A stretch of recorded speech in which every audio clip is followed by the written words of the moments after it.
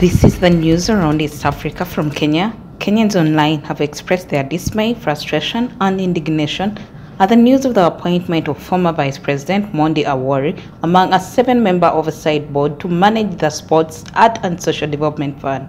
According to a Gazette report by Finance Cabinet Secretary Henry Rotich on Tuesday, Awori and his colleagues will be tasked with preparing and submitting quarterly reports, as well as developing infrastructure and facilitating Team Kenya for their national assignment, among other roles. Kenyans on Twitter have, however, not taken the news in kind, with most urging the former vice president, who turned 91 on Wednesday, to turn down the appointment and proceed with retirement. According to citizens, there is a multitude of jobless Kenyan youth better suited to hold the position and who are more deserving.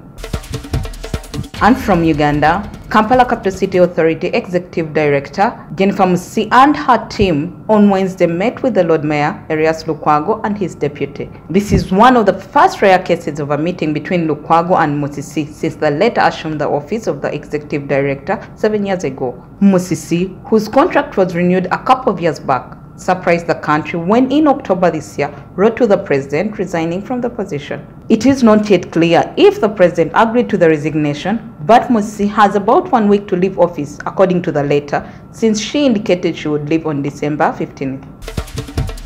And from Rwanda, the Rwanda government and the government of Russian Federation have signed an agreement on cooperation in the field of the use of nuclear energy on Wednesday. The agreement was signed in the Russian capital, Moscow.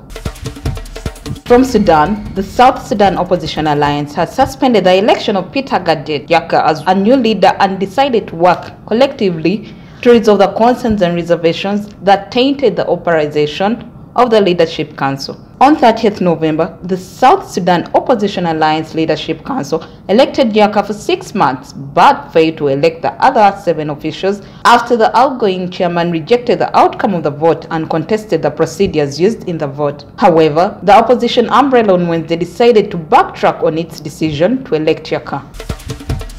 And finally, from Tanzania, medical doctors in Kasi district in Rukwa region who allegedly defied a court order summoning them to testify into teenage pregnancy cases are likely to face disciplinary actions and legal measures. The Nkasi District Principal Magistrate Ramadan Ruge Marila said recently that the health experts who deliberately ignored the court's call would be arrested and lined for contempt of court. Some doctors have also been accused of being an obstacle in curbing early marriages and pregnancies in the district. That was the news from around East Africa.